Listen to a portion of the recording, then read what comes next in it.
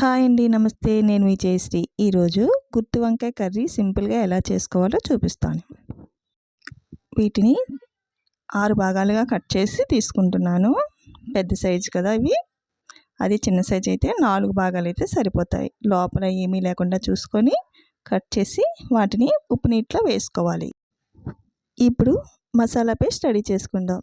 అల్లం, వెల్లుల్లి, ఆనియన్, జీలకర్ర ఇవన్నీ కలిపి నేను పేస్ట్ చేశాను. దానిలో 2 స్పూన్లు కారం వేసుకున్నాను. ఇందులో కొంచెం సాల్ట్ వేసుకొని మనం ఘాట్లు పెట్టాం కదా వంకాయలకి, వాటి మధ్యలో కూరేసి రెడీ చేసుకోండి. కళాయిలో కొంచెం తగినంతగా ఆయిల్ వేసుకొని దానిలో ఒక్కొక్కటిగా వేసేసుకోవాలి. ఇవన్నీ ఇలా వేసిన తర్వాత బాగా మగ్గనివ్వండి. ఇవి మెత్తగా ఉడికే వరకు మగ్గించుకోవాలి. మధ్యలో మూత పెట్టినా బాగుంటుంది. చాలా మెత్తగా ఉడుకుతాయి. లేదా ఇలా ఫ్రై చేసుకున్నా వేగిపోతాయి. చూసారు కదా, ఇలా కలర్ చేంజ్ అయ్యే వరకు వేయించుకోవాలి. ఇవి ఇంత మెత్తగా వేగే వరకు ఉంచాలి. ఉడకాలి, వేగాలి. ఇప్పుడు అదే ఆయిల్లో ఇంకొంచెం ఆయిల్ వేసుకొని ఒక 2 ఆనియన్స్ కట్ చేసుకోవాలి. 2 పచ్చిమిరపకాయలు కట్ చేశాను నేను. ఇవి కొంచెం వేగిన తర్వాత ఒక 2 టమాటాలు జ్యూస్ చేసి వేసుకోండి. దీనిలో జ్యూస్ వేసిన తర్వాత కాసేపు వేగనిద్దాం.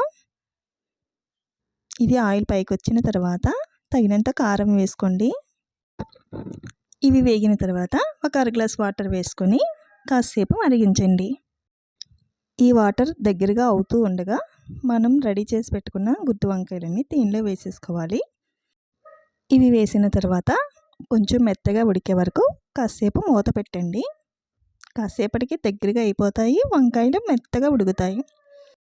గ్రేవీ కావాలి అనుకుంటే ఇలా ఉన్నప్పుడే స్టవ్ ఆఫ్ చేసేసుకోండి. లేదా ఇంకా దగ్గరగా అయిన తర్వాత తీసుకోవచ్చు. ఇప్పుడు నేను కొత్తిమీర వేసేసాను. స్టవ్ ఆఫ్ చేసేస్తున్నాను. నచ్చిందండి? నచ్చితే లైక్ చేయండి, సబ్స్క్రైబ్ చేసుకోండి, బెల్ ఐకాన్ ఆన్లో ఉంచుకోండి. Thanks for watching.